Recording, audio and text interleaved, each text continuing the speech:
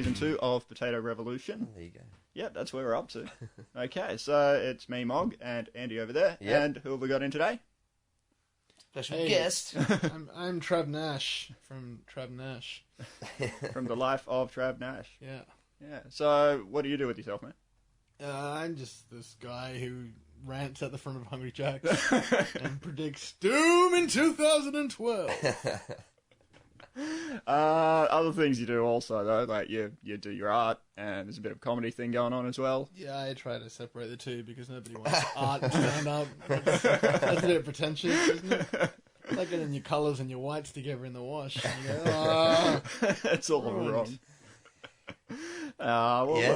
look, It's funny, I remember the first time, when Morgan and I first moved to Melbourne, we're checking out the comedy scene, and we're going to a lot of dive places like Backpackers, and, you want to slit your wrists by the end of it. pretty much most comedy rooms. Right? What a dive! Why are these people here? Yeah, these places were horrible. But a friend of ours, he basically put us on Death Star. He's like, oh yeah, come to Death Star and check it out. Yeah, that's how we. Is this Dan Brader Death Star, or is this when we took over? This was where it would have been. You and Dean were performing there. Okay, yeah. I think I saw Brader perform once, so He would have been running it then. I Okay. imagine. Yeah. Bit different. Yeah. yeah, and that's how we found out about you, and a lot of other great comedians from the scene. Yeah, we try to, because there's so many comedy nights on that night. We try to do something a little bit more. Sort of, it's pretty underground in both sense. Yeah, It is actually underground, and we do try to.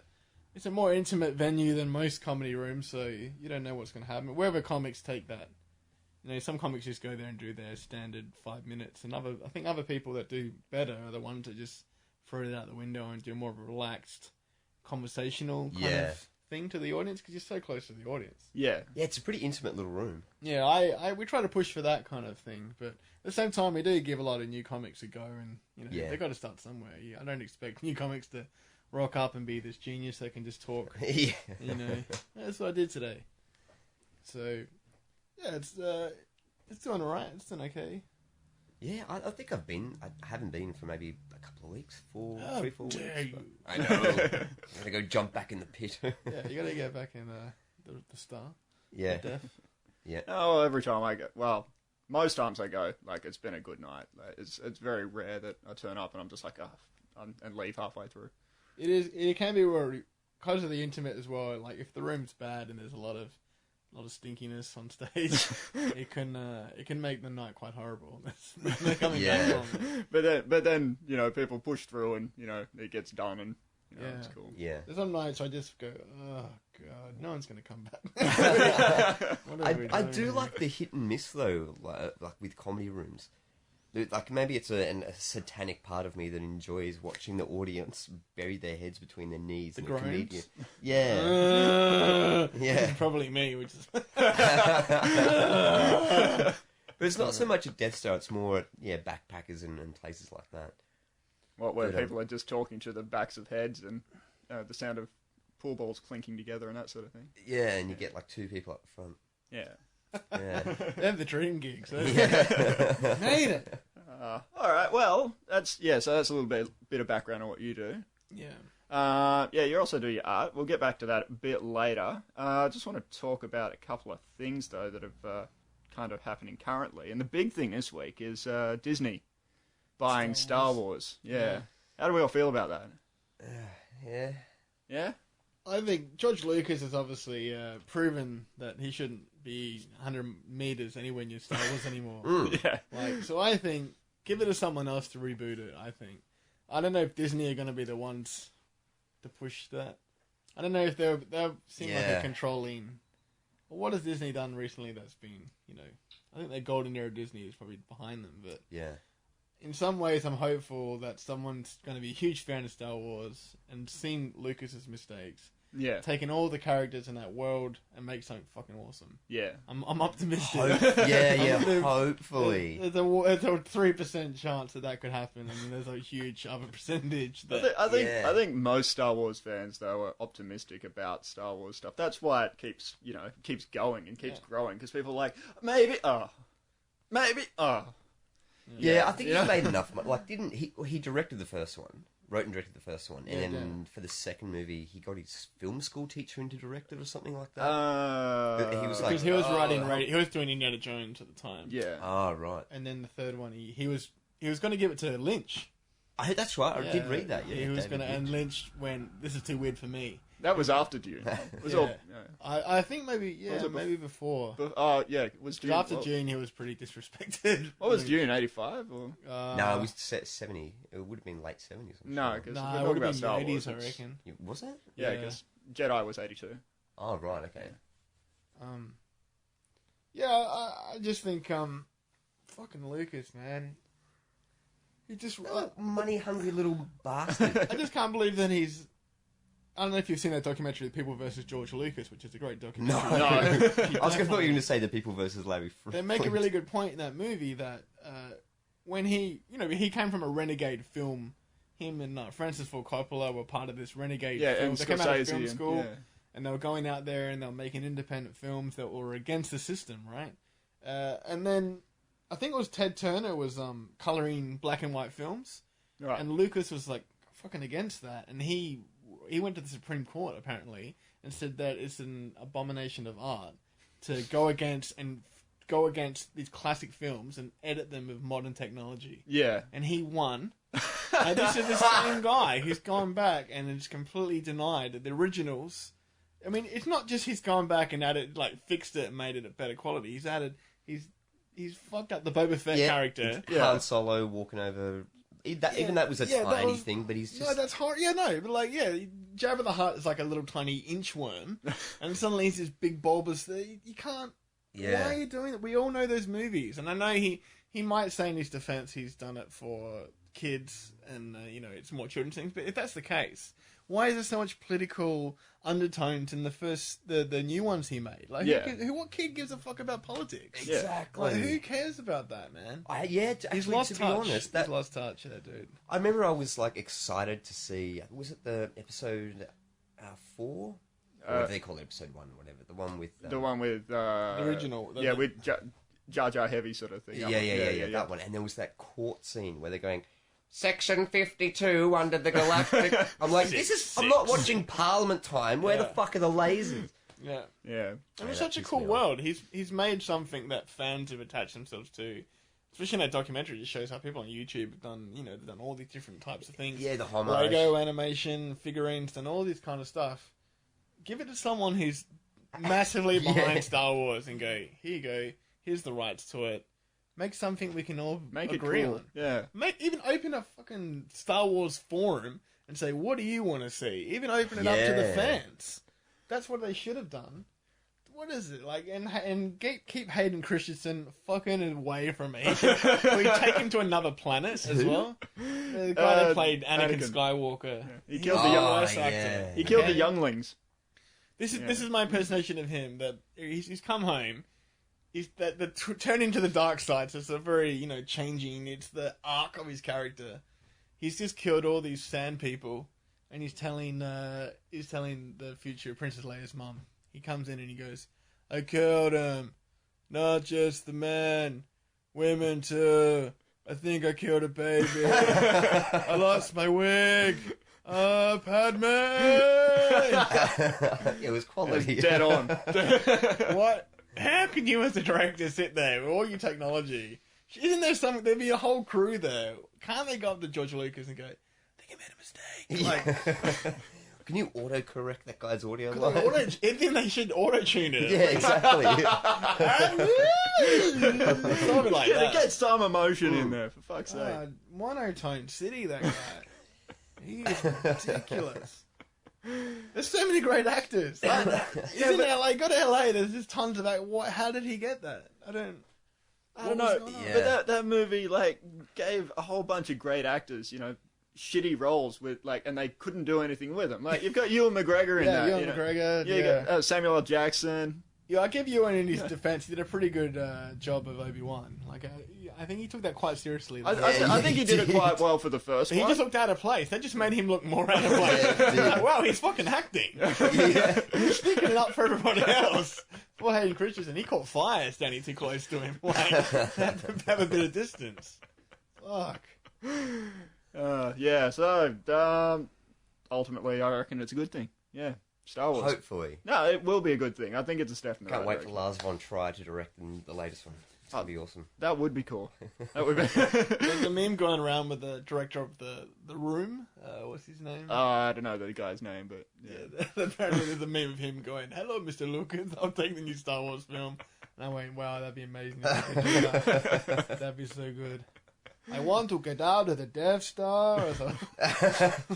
Yeah, the Death Star's like all the scenes are filmed in like where they haven't finished it yet. There's there's a workman crying and there's some drama going on. He's lost his wife in the evacuation chute. And then he just he's in it as well, and he just takes his takes shirt his off all shirt the off. time, getting down, just panning to a candle all the time. If the guy should just make porno. Like he's just on that tipping edge of like, should I be a respected director or just go balls deep in some dirty porn films? true. Has he done anything since the rumor, or is he still just riding the wave of? He's done. He was doing a pilot called Neighbours, not anything connected with the Australian show. And if you look that up on YouTube, it is really ridiculously stupid. What you'd expect. And he's also done this. Some gaming company paid him to basically play 90s computer games, and he's just really bad at it. And talk while he's... Yeah, he's just... There's one where he's Oh playing my Mortal God. Kombat, and it is quite funny. Like, like, you waste 10 minutes just watching this guy struggling with low kick, just hitting low kick. And, like, he's become a franchise, that dude. And I can't remember what his name is, but that's probably not a bad thing. It's not a problem. We all know The Room. That's all I need to say. What's the name of that comedian? And he's got the voice like this. Gary Shanley. Gary Shanley. Yeah. Oh, you're talking about the Gilbert Godfrey? What am I doing here? That Yeah, guy. that guy, yeah. This guy. If you go on YouTube, type in 50 Shades of Grey. Oh, yeah, he does that, yeah. He's like, Orgasm! Yeah. he touched my vagina. It felt wonderful. Yeah, he's amazing. And there's a great videos of him on Celebrity Squares, where he's like in this, and he's just bagging out the people. They'd be like, I think Gilbert Godfrey's telling the truth. And he'd go, "You fool! Where do they find these people? Oh my God! You getting that up there, Penn and Teller?" And he'd be like banging on the squares. And apparently he's a very placid person. I know comics that have met him, and he's just like, "Hey, how you doing? Yeah. Excuse me, Oh, I'm gonna go wow. on. Hey guys, I've just come back from the hospital." Or Totally character. yeah, it's full on a character. Apparently, he said he never got booked until he did that character on some TV show. I think it was on like some 70s TV show. They wanted like this wacky neighbor kind of thing, and he came up with that. Yeah. And then people have liked it so much that became his key in the door to what he does. That's his He thing. doesn't really do stand up. He does kind of old school jokes, Yeah. but he just kind of tailors them to whatever is relevant. Yeah. Which is a pretty lazy way of doing it, but it's effective. Oh, Yeah, it's kind of like a step up from Neil Hamburger, I guess. Yeah. Well, he's kind of the anti, I think, of that. Yeah, although he won't. Who's the guy that plays Neil Hamburger?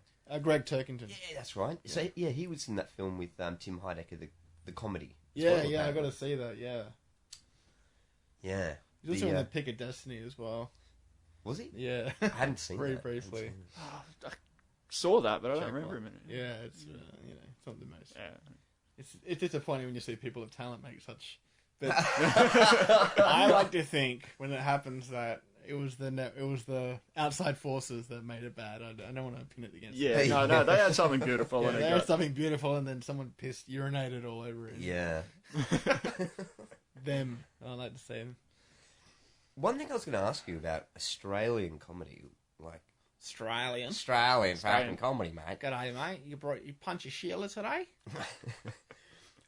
Would you ever consider moving overseas to pursue your comedy career? I do. Yeah, but I have some sort of anxiety problem where it's hard for me just to leave the house. So leaving I the know what you country mean. would be worse. But it's extremely difficult here in Australia because there's only it's very unlikely that in America there's so many like comedy clubs and you're so close to all the businessy people, the management people that actually go out to see the shows, and you could be lucky enough to be seen and picked up and maybe have a show that lives or dies or whatever. But that just doesn't happen in Australia. Like, you do 5-minute spots, there's no one there. Nobody. Yeah. So you can do as many 5-minute spots and you could be killing it, and probably the best you could get out of it, which is unfortunate to some great talented comics, is maybe breakfast radio where you're ringing up freaking someone's boss going, and then hitting sound effects and whoopee cushions, and that's so tragic.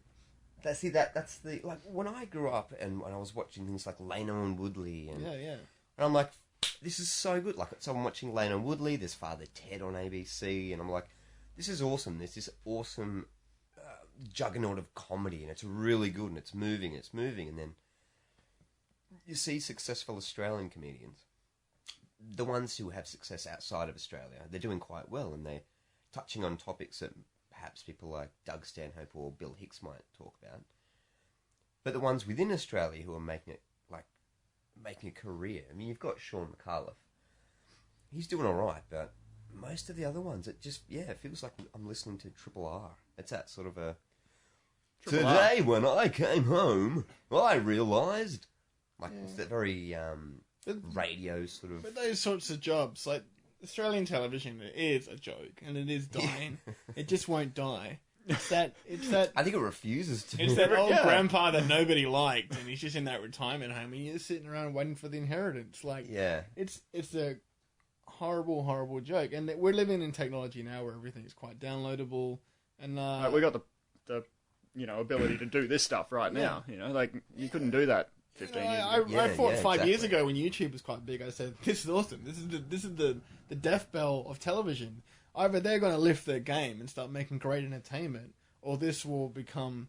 But it's kind of really hasn't happened. Now it's like YouTube, I think, quality has kind of gone down to that kind of shitty television advertising pisses me off, I have to admit. I mean, I'm not saying that all television is bad. Like, HBO still pump out great stuff, and there is quite, like, Community is a great comedy show. Yeah. But Australian television, what have they done? Honestly, what's been out there? Lately, I refuse to watch television. So you don't want to watch Back to the me Rafters? too. You don't want to watch Back to the Rafters, the Seven flagship thing, the light-hearted comedy family thing. Wasn't that a documentary about boat people? Yeah. Okay, no. That's a bad joke. We all know, like, Australian actors, and the problem is with those people is that they're not getting these guys a break because they're in the same... Australia likes getting the same fucking people that have got, like, 100 fucking Logies under their belt. Yeah, What's Noni Hazelhurst up to this week? Yeah. Just give some new people a chance. There's so much talent in this country. But I think they're trying to play it safe, which is... I mean, I can understand it from a business point of view, but, it's fucking frustrating as a consumer. There's so many great comics that do characters, I think. Give that person a show. Give them a TV show. It would be revolutionary, and it would win people back to television. It would win me back. I've gone against it. I'm not ashamed to say I download it on watch. If I like the show, I'll buy it on DVD. I'm not going to be forced to watch condescending advertisements that you can't get away with anyway when you watch internet these days. But it's funny though, like when I watch, rarely, but when I catch TV and it comes to the ad break, it feels like vaudeville. Oh, it's just like weird vaudeville. This vacuum cleaner works. Look at me go. The worst is when they advertise a show coming up. They're like, it's Australian Idol. It's got 6 billion people in America watching. Why aren't you watching, fuckhead? Are you a lame, stupid person? This is why nobody likes you. Kill yourself, faggot. What is this? It's attacking you for considering watching their TV show. Like, what? Who do they want? They want brain dead zombies going, I vote for Kelly. I think it is that. Yeah, just plug yourself in and make sure that they can sell their ad space. Since when does the audition part of something become a television show? Yeah. That's a good point, man. The audition is the most horrible part of anything. Why can't we see the groomed talent that they've chosen to be on a show? Why do I got to see people failing? What's the sick, perverted aspect of the culture is when we want to see people do badly? What the fuck is wrong with us? It's funny though, like but it's always singing. They do it. They don't have like Australia's top mechanic, and then in the audition, from Bayswater. Now you've said that. Executives go, that's really good. We're going to get this man on the show. He's genius. I don't know. They've got the like things like build a house.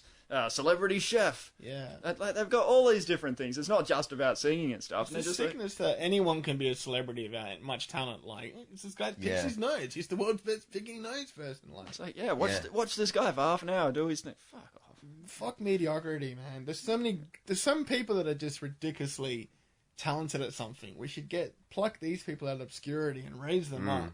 But then if that's the case, if you raise that up, we're raising standards. And all these shit people are going to be exposed as the frauds they are, and then they don't want that. We can't have that. Society would fall. The Kardashians, they'll be all dead. The Hiltons, they're probably already dead, but they're, these people will be exposed as the shallow husks that they are. Yeah. And I'm all for that revolution. Yeah, well, me too, actually. Me too.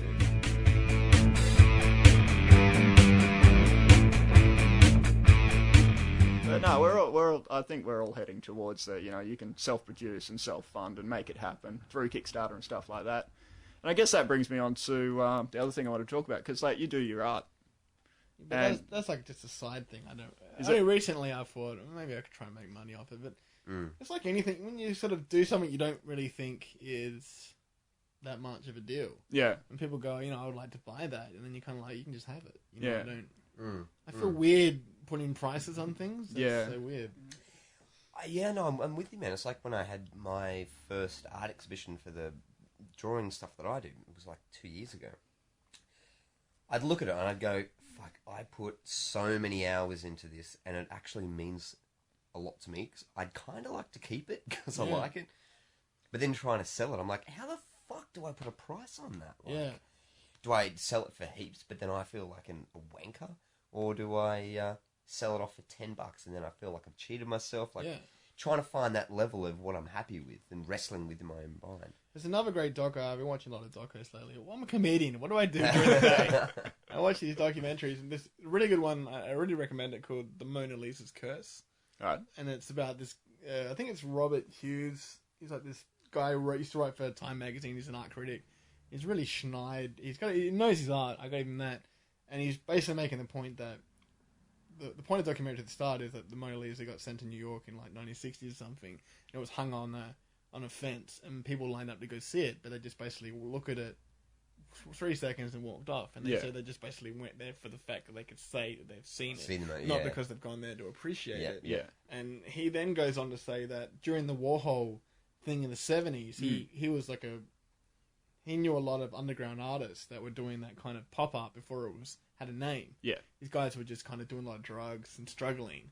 And then the idea that buying art for investment wasn't even a concept. But this first guy, he inherited this taxi company. I forget what his name is.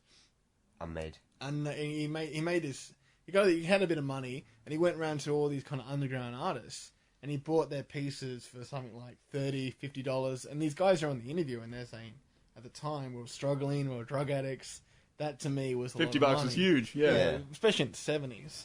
And then a couple of years later, when the Warhol thing broke through, this guy went and sold every one of them for almost like $6,000, sometimes even more. Yeah. And it shows footage of it. And then this artist comes in and he breaks in and says, "What are you doing to me, man? You're ruining my life." Yeah. And then he says, No, I'm not. He said, "What I'm doing is I'm getting your name out there. So now other people will buy your stuff." And he said, "Oh, if that's the case, come by my studio tomorrow. I got new works. Why don't you buy it for the price that you're paying tonight?" Yeah. And the guy goes, "Nah, I'm the businessman. You're the artist." And that's like kind of what the documentary is about. It's not like they said in this documentary that it's hard for museums to buy art now because the investment aspect of it is so high. Yeah. That the museums are locked out, and it's just the big time investors that can buy the art. And they basically control some museums now, or the art galleries, and said, put this work out. And when they put the work out, it increases the investment higher. Yeah. So it just becomes a money game. Yeah. And that's fucked. And I think that's a little extreme to what we're doing. Yeah. But at the same time, it's like... It's that commodification of something beautiful. But what do you... It's disgusting in the fact that you're trying to make something... I believe good art is something that expresses your individual approach. Wherever I deal with that in stand-up, it's something that's unique. If I draw a picture... It's my own point of view. It might be influenced by the way I look at the world or the other artists I've seen, but it's uniquely mine. Yeah. And to put a price on that, I mean, are you doing that because you want to make money, or are you doing that because you need to make money to live, or are you doing that because you need to get something out of yourself? Yeah. That's the question. So, that's a bit deep, I'm sorry. Yeah. No, that's cool, man. It was quite funny. I'm a wacky guy. Slightly depressed.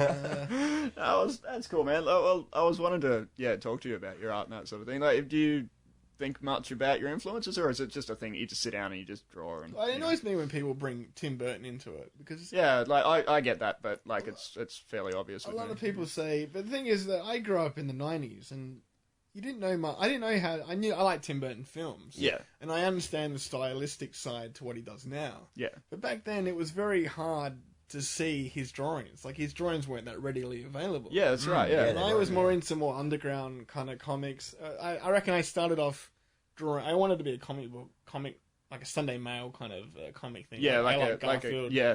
Charles Schultz. I love Snoopy. That kind of the Couple way of he draws is very. You look at the way he's drawing; it's very scribbly. That's because he's old. Like when you were reading it in the '90s, it was like 80 or something. Yeah, but I like that style. Yeah. Kind of it looks really all grungy to me. Yeah, and I think that's probably the biggest influence the way I draw. And I used to try and I never traced anything, but I always used to try and draw that kind of shaky, and I'd go over it again. And I still draw like that today. Yeah. And then I got into like underground comics, like I like Jonah and Vasquez, Jonah the Homicidal Maniac. That to me, and I can see the Tim Burton aspect. But he's definitely got his own thing. He's got his own style going. Definitely. 100%. He's very anti. I don't think he wants to be associated with that goth culture. Yeah. Like interviews I've heard. Yeah, definitely. But it just shits me when people say, "Oh, that's very Tim Burton." I'm like, "Fuck, man!" The only time I've ever really come aware of his drawings, I knew Oyster Boy and stuff like that, is when they had that Melbourne. The festival of his art. Exhibition, I was just going, well, this just ruins like, shit. it. Yeah. I understand why people like. I'm trying to do my own thing. Yeah.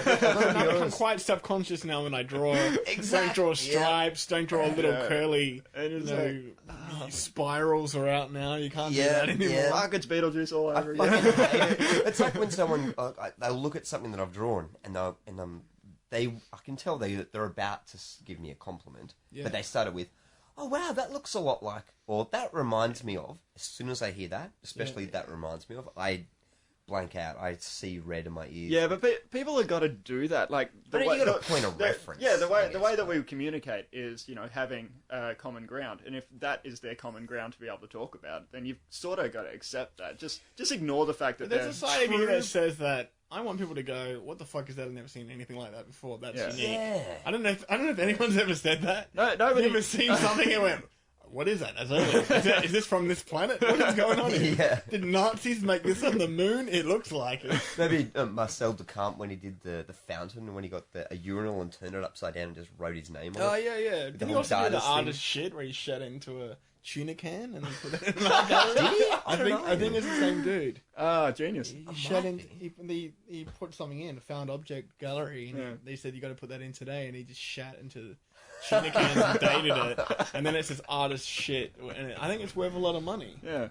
Because then the art people would went, "I don't know what's going on. Is this a joke?" I need to have this. I don't know what it is. Yeah, it's like your piss crust, which caused a lot of controversy. But that we just pissed on the. Yeah, he just filled up a jar full of piss and put a crucifix in it. Yeah. Oh. And then the same artist was hired for Metallica to do Load. Oh, he did that. Same guy. Oh, right, and that is like the blood and the sperm mixed together. All right, which is pretty, but but that's the thing. Any kind of success, I think, is to get onto that wave before everyone else. I think some people have rose to the top, not necessarily because of that talent, it's because they've found that avenue that no one else has thought of, and then people will get behind it. Because let's face it, most people are just fucking sheep. Yeah. But how do you getting in that wave to begin with? That's the trick. I think. Yeah. I think you just got to do what you do and just keep going with it, man. If it's a thing that keeps you going, just keep doing it. Like, it's like Crumb, I guess. He just he's been doing that. He bought that documentary, another documentary. I watched it. I haven't watched it. I really want to watch it. He just buys a house in Tuscany with his fucking sketch pad, and you're just like, what? What is this magic? Like, yeah. I looked at my cupboard. I got like a fucking bookshelf full of sketches I've done since 1986. It's like, I'm a fucking millionaire if that's the case. I could buy a town. Crom, though, like his family, though. Oh, they're pretty dark. Yeah. I think Lynch put the money up for that. I think he produced that. That wouldn't be surprising. Yeah, it's a bit of a downer. But, let's face it, he's the most influential comic book artist out there. He's got nothing to complain about. It's funny, I was looking, there was a documentary with Alan Moore. Oh, yeah. Who did, like Watchmen and all the rest. Yeah, and Batman. reboot and stuff. Yeah, and V for Vendetta and all that sort of that's shit. great as well. And he's the funniest dude in the world. He's pretty eccentric, isn't he? Yeah, but like when you hear him, he starts talking about magic. Because he's got that Western, He's got Welsh. that West Country accent. Yeah, well, he's Welsh, and so I like to talk about the demons that help me write my comics because I'm an occultist. Yeah. And it's this documentary. He goes on about Satan, occult, and then he goes, the spirit that I worship is a sock puppet snake from Greece, like 4,000 years ago. And he's like, I know it doesn't exist. It was a fake god. But it's a sock puppet of a snake, and that's who I pray to. Yeah. He knows it's fake. He's just eccentric and crazy as fuck. Maybe people need that to balance them out. Like, I think religion's a kind of a damaging thing. I think some people, it's a fucking godsend, because you can tell there's that little switch in their head that if that wasn't there, to prevent them from doing badly, they would just I think it's that thing, rampage, it's like, you wake up in the morning and go, well, am I going to rape someone, or am I going to just draw go an to work? exploding But I'm octopus? glad that they have some kind of mystical god that gives them kind of morality, because I don't think that would be there if they were left to their own devices. Yeah, true. Because I just met some people, I've just met crazy people seem to be quite, especially even in Adelaide, where it's just like, throw a brick and you hit a crazy person. Like, I've had conversations with people that they are quite alarming. Like, Yeah. the stuff, the darkness, people feel quite comfortable telling me things and just saying some really dark shit, and you're like, fuck, I'm glad you're religious. Like, I never thought I would say that, but then they go, but I've got God, and they've got and you're like, wow, thank Christ. I just saw this. It's the most amazing fucking thing I think I've ever seen, like recently at least anyway. So there's a lot of conspiracy websites I like to peruse in my spare time. Yeah. And half of it's quite interesting, the other half is batshit crazy insane things. One of them was a video clip, it's on YouTube. It's called "Man Possessed by a Gay Demon." Right.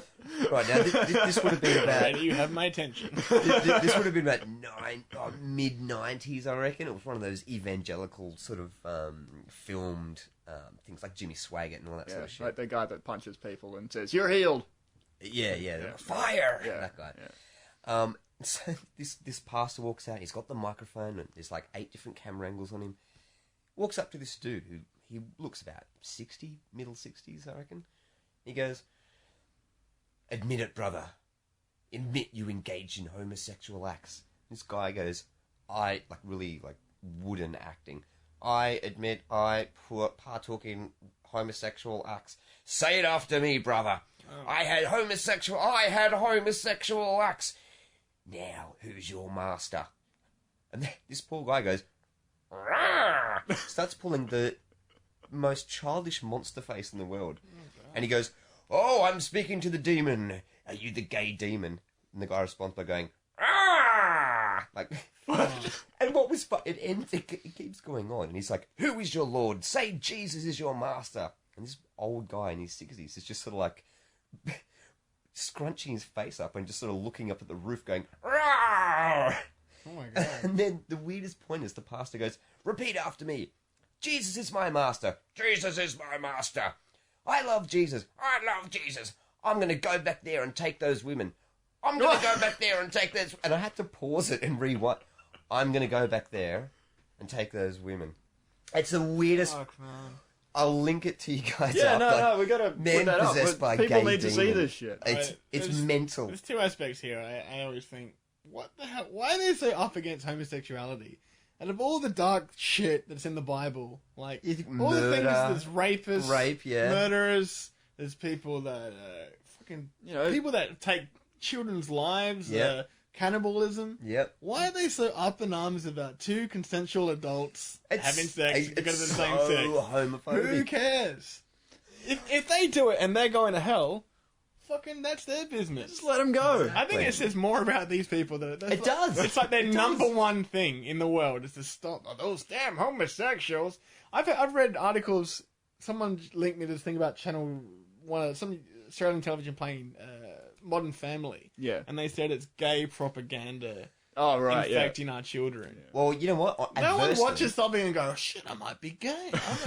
fucking that stuff sold. That's it. I'm gonna be gay. They seem to be quite happy and enjoying life. I want to follow that for like. Who cares? You know what? The gays could say adversely. Well, you know what? Mainstream media is straight propaganda.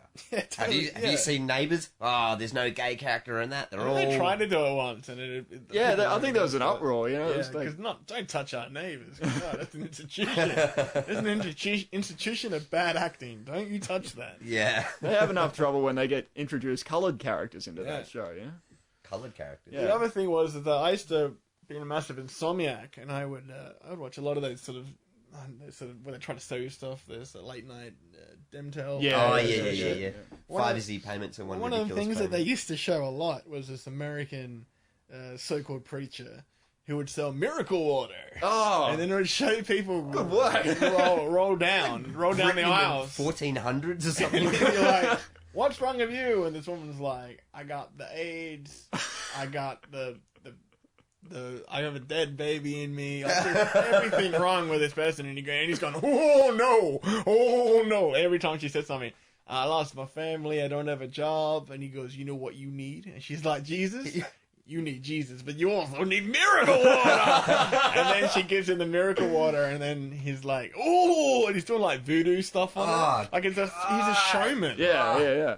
And then he's like, do you have the diabetes? And she's like, no. And do you have the AIDS? And she's like, no. And he goes, she just diagnosed herself. Well, I've stopped coughing, so the AIDS must have gone away. Like, miracle water. He goes, that's right, miracle water. You can get it now. And it's like, comes from some random mountaintop that's been blessed. And then they bring in a scientist. I watched one where there's this guy, and he's got a stethoscope, because all scientists have that. And he's going, I am actually a scientist, man, and I have to say this water is a miracle. Oh my god. It's like the same as a toothpaste ad where there's the back of a man going, I don't want to show my face because I'm a dentist. Because I have respect for myself. Yeah. Oh man. But ironically, I can't look at myself, but I'm standing in front of a mirror. Miracle water, man. Like, but in Australia, who's ringing that number to get the fucking miracle water? I grew up in a Pentecostal Christian household, and I went to a Christian school. I went all the way through till I was a youth minister and a church musician. Shit. And then I was about 18, 19, and I sat down and went, hang on, I'm going to study back to front exactly everything in the Bible. And that's when I went, holy fuck, this is wrong. But I was surrounded by people, like experiences going to church, to be an 80-year-old woman going, I'm possessed, And then you find out 8 years down the track, no, she just came out of a mental hospital and thought Jesus was her saviour. Yeah, and the church kicked in that part of the brain. I reckon they did a psychological study. I mean, all people are quite broken. Yeah. But I think they're kind of same characteristics. I mean, I think some people, they take their faith to another level where it becomes... It's almost like I've heard about a culture that live by the dice. They roll dices, and if it's an even number, they do it. And if it's an odd number, they don't do it. They become quite obsessive with the dice. They roll it for the most, smallest of things, like going to the bathroom, getting up. And I think these things... It's the same as people who follow astrology and things like that, and take that as, this is shit that's going to happen to me. It must be some instinctive thing in all of us, because, you got to think, it wasn't that long ago we were just, doing things on prime instinct. And a lot of the things we didn't understand, obviously, the only way you could understand it is some sort of mythological understanding. And now we've got all... Like, the fact that they deny the science... deny the proof that there's evidence of things. I mean, it took them so long to even acknowledge that the world was round. Yeah. There's proof of that. I mean, there's lots of rewritten religions for years. When that fact was in their face, I mean, how can this still be going on? Why are we repeating the same mistakes of the past? I mean, you can't stand back. You gotta roll with the progress, and there's nothing going to stop with that progress. Yeah. I mean, if you're believing in fucking miracle water, I know it may sound harsh, but I think I don't think there's much hype for you. You need to get out. I think Also, you need to get out of this collective. If they're dumb enough to fall for it, they deserve it. Oh no, it's not that they deserve it. It's just like, you. Well, they do it to themselves. Yeah, but if you're brought up in a culture where this stuff is not questioned, and like you don't have enough, of that inquisitive sort of mind to get yourself out of that, or you're beaten down to like conform. Oh yeah, totally. Yeah. Like obviously there's brainwashing that comes into place, but I'm glad we live in a country that's kind of free-ish, that we can discuss this. Yeah, we can do this shit, yeah. I mean, it's not 100% free, and I don't think it ever will be, but I think you gotta...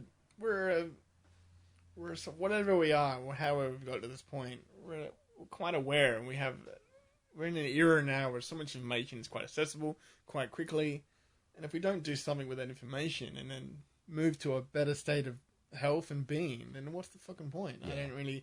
And if we're going to go backwards and like believe in circling mystical the drain. shit... Yeah, exactly. Yeah. Why are we going backwards? It's time to go forward. We've got to address these issues, these problems that keep reoccurring. Fuck it, let's put a cork in that shit and let's move on and move to the fucking moon with the Nazis. Like, yeah, exactly. Speaking about moving forward, bit of an update from the last podcast. What happened? I went and got the sex health test thing. All right, so you got your results. Yeah. Yeah. So obviously, how did that go for you? Well, I turned up to this place and it's filled with the most depressed people in the world. I'm like, oh, okay, look, it's fair enough. They're probably here because their pants are on fire or something. My friend used to like going with me because he said, "At least you know these chicks put out." Like, you know what's funny? He would definitely go there. There were so many depressed. That's incredible. There were more depressed-looking women than men, and the men were scouting out the chicks that were sitting down. I'm Yeah, like, do you definitely. really want to pick someone up at a mental health clinic? Like, Or a sexual health. Sexual. what am I saying? Sexual health clinic. Yeah. Anyway, I don't It's the know. same You thing, probably really. want a mental health clinic. You pick up the girls there. They're exciting. So anyway, so I go there and get my name called. I go through this test. They asked me the most intrusive questions of my life, like, have you ever sucked off a man and thought about your father? Have you ever fingered? Really? Is that what they asked you? Have you ever fingered an echidna? It's like a Scientologist Like- exam. Yeah. It's the weirdest thing in the world. Wow. So I finished it, and she goes, "All right, go piss in the cup, and go for your blood test." Like, oh, all right. So I did it. I go for the blood test, and this place is run by 60-year-old women, right? So they're also like very motherly. So I sit down in this bed to get my blood taken. Sit down. This woman's like, looks at me, talks extremely patronisingly. "Oh, look at you! Are you afraid of needles?" "Oh, well, no, I'm 30. It's fine. You can just put the needle in. Oh, okay. Look away. I'm going to count to 3. I'm sort of looking at her going, "No, you're going to count to 2 and I'm not an idiot. I'm an adult, for fuck's sake." I still fall for that. I gotta say. Oh, really? I have issues with needles. And then, yeah, when I finished, I was a bit hungry because it was first thing in the morning, and my stomach rumbled, and my brain Good way to went, start the day at the sex clinic. yeah, exactly. Stomach rumbles, and then she looks at me and goes, "Oh, someone needs some jelly beans." So I walked out. Like a with diabetic. Yeah, it was weird. I got a handful of jelly beans. Oh, wow. But I got the call. And Yeah. a week. Well, actually, I called them a week later, and they're like, "I'm like, so what happened?" "Oh, you're fine." "What about the blood?" "No, you're fine." "What about?" And I kept trying to ask for other things that weren't sexually related, like, "So how's my blood He sugar didn't level going? What about anything else that's not sexually related, but it's health generally related?" No, We're not allowed to give you that information. No, I don't know. It's weird. I've been there and he's read out. He's gone, okay, chlamydia, and he's like, negative. And then you read out the next one, and he's going, okay, the next one is AIDS. Negative. And I'm Yeah, like, you want get the itchy- fucked, He's just dude. milking that. The worst, I gotta tell you my story is that I have a huge issue going to the doctor. Sometimes I get really anxious and I just pass out, right? I don't know why, what it is, right? I just get, I've had doctors telling me something, and it's not even like you might have a cold. Yeah. And suddenly I just get really worked up, like Yeah. you're telling me the death, and then I white out. Yeah. I went to the sex clinic with my girlfriend at the time, and I have huge issues with touch-related things, Yeah, especially yeah. some guy examining my man member, Yeah. is that a good word for it? And he's going, I don't want to do this, and I was like, oh, it's so good. It's like, I don't want you to do this. So halfway through the examination, I just went, oh, look, there's nothing against your skill, but I'm passing out. And he's going, what? And I just blacked out. Whoa. I man on my penis. And, I came to and I was going, oh, I'm so sorry. And he goes, oh, it's okay. He said, did you want me to bring a female nurse in? And I went, that's gonna be weird. worse. Yeah. What is that? I said, I think I'm alright now.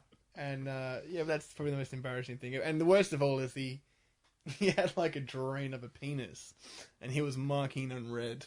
I mean, What the what is that? Am I gonna die? And he goes, don't pass out. It's all good. It's just procedure. And I went, you Don't pass out. What is this? This is Jackson Pollock in the corner. such phenomenal. Like, okay, we need a small card, flash card for this guy. Okay, yep. Fucking hell. They're good times. They're good times. It's Those places. horrible. I remember I got conjunctivitis once, and I was paranoid, and I jumped on Google, self-diagnosed, and convinced myself I got gonorrhea.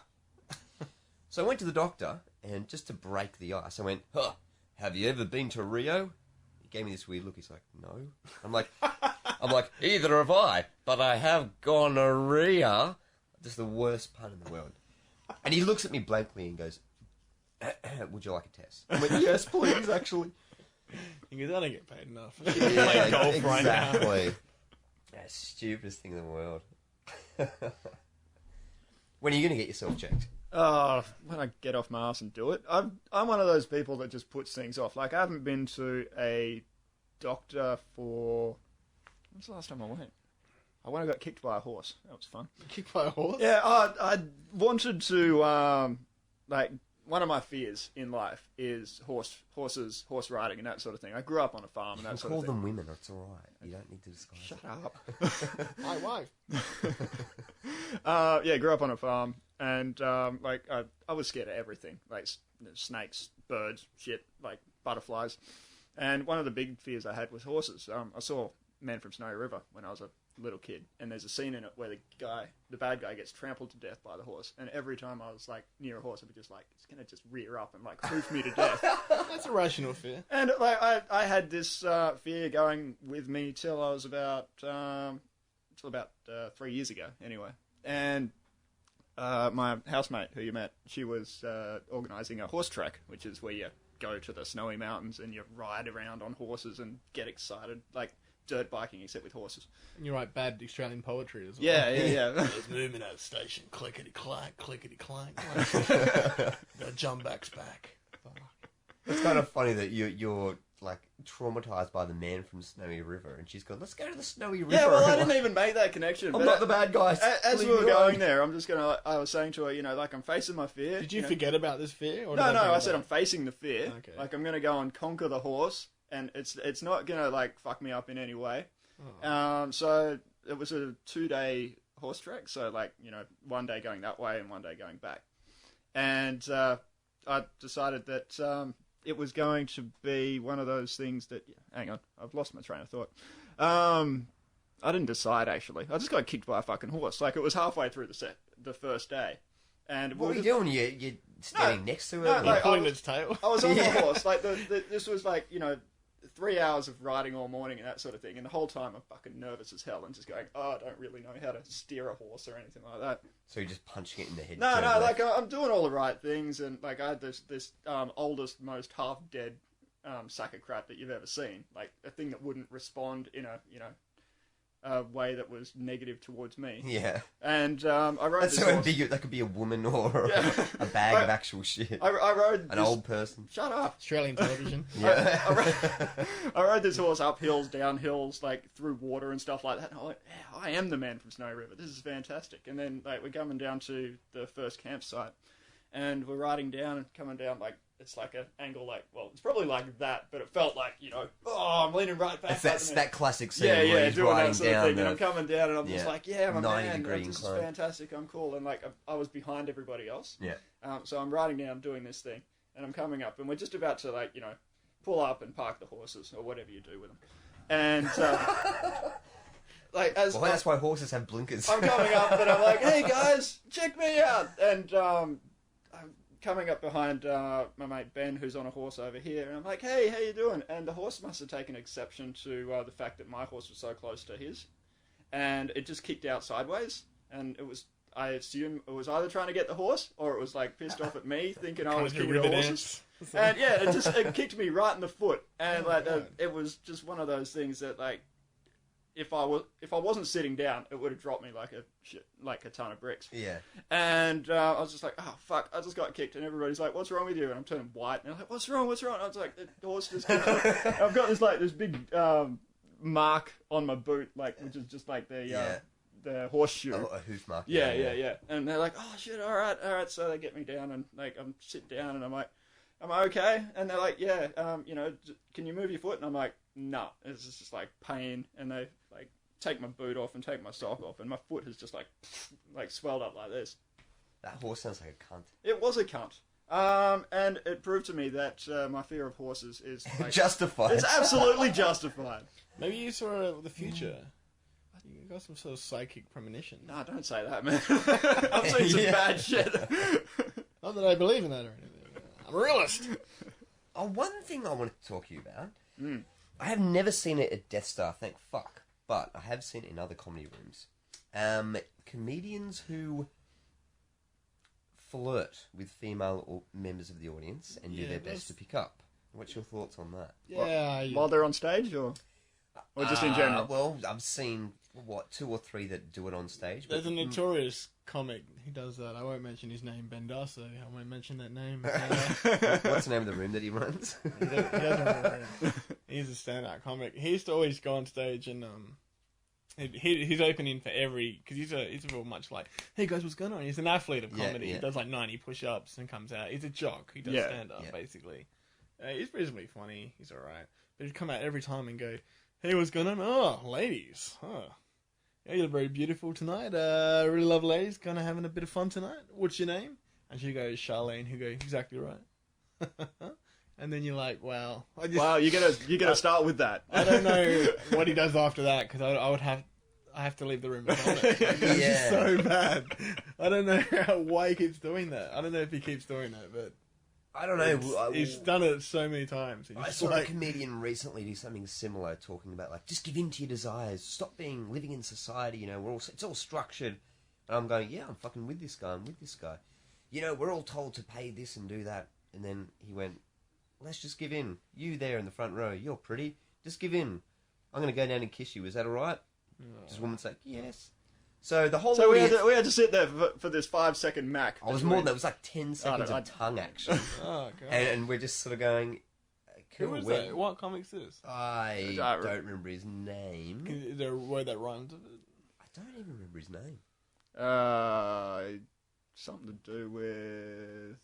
Do you remember his name? I do, actually. He's a built guy. He's a built guy. He runs...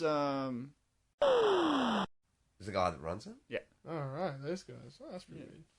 Well, it's one of them, anyway. Yeah. I don't know. Okay. But it was weird. It was really weird. It's like, what? Yeah.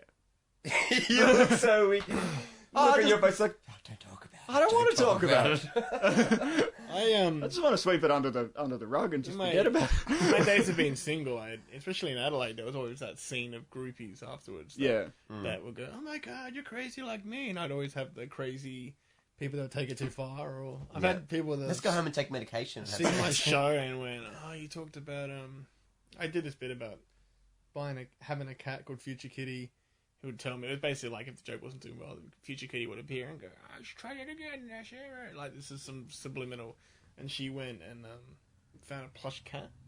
And then she was like, this is for you. Oh, no. And I've written you this book of poetry. And I'm like, fantastic. Okay. Bit nuts. And then she's like, I stole you. Normally, those days I would write just points on a set list and I'd throw it down. Not that I'd read it, but just to know that it was there on the stage would kind of... It was like reassurance for me. I don't really keep notes at all these days. But she took one of those notes and she framed it. Oh my God. Well, that's not cool. A single white female. A lot of stuff like that used to go on all the time. And apparently I would encourage it. Apparently sometimes people told me, because you're a comic, you're doing it because you want attention. Yeah.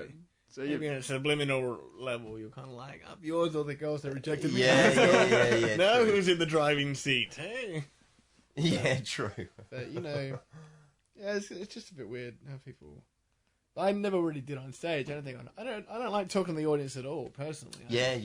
Because I've always find, especially... Crowd work seems very lazy to me. It is. I always think that. If you're going on their stage, you can go, anyone here from St Kilda? St Kilda rhymes with Tilda.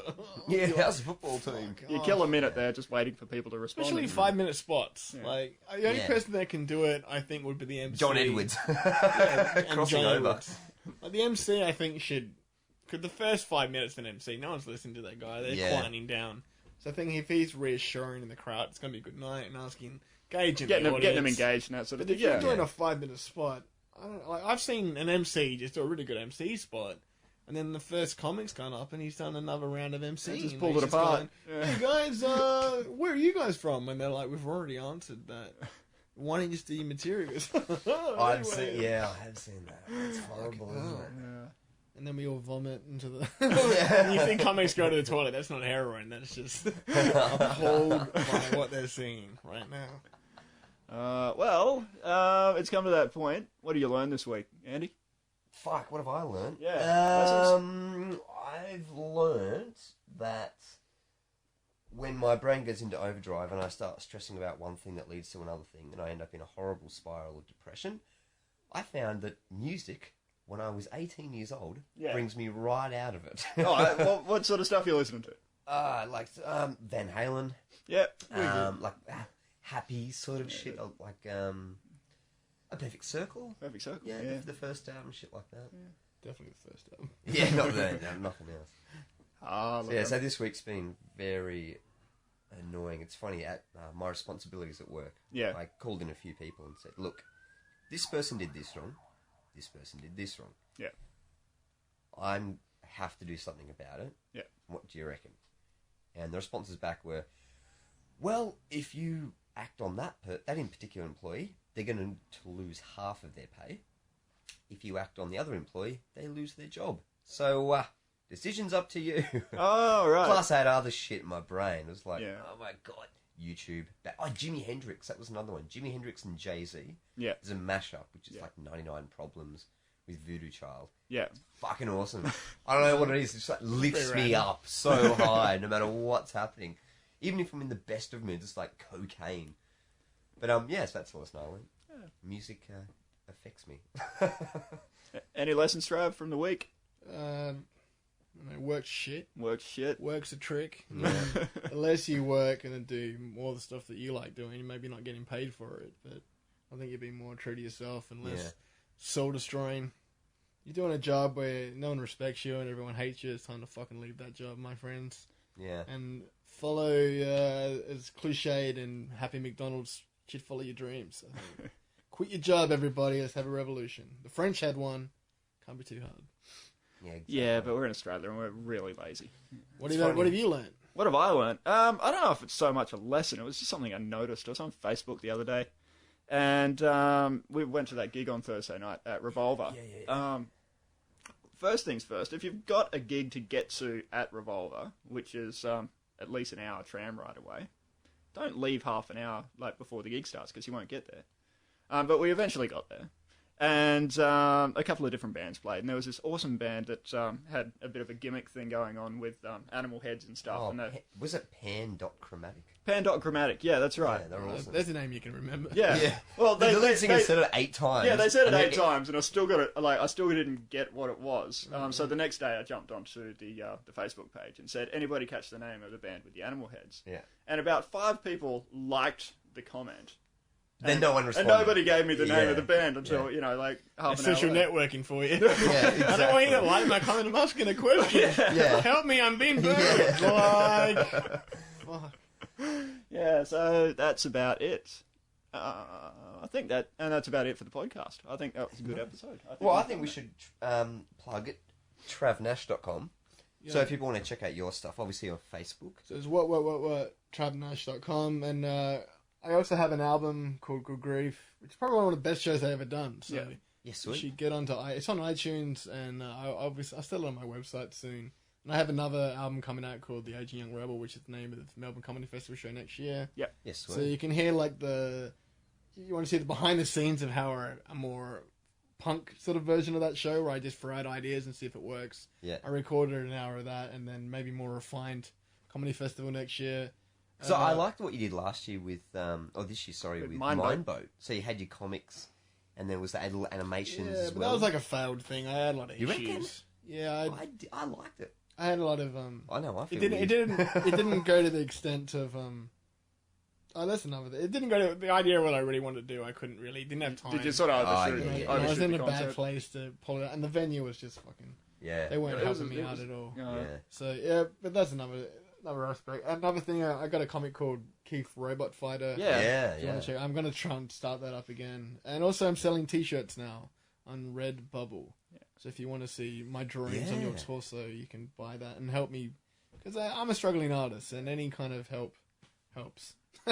Yeah, You know what I'm exactly. saying? We'll chuck links to all that stuff on the page and stuff. And Yeah, Yeah, I'm exactly. sure no one's gonna listen to that. Okay, I'm writing this down. Well, for people listening, like, even when you like something or if you do purchase something, don't think about it as us going, oh, yes, money.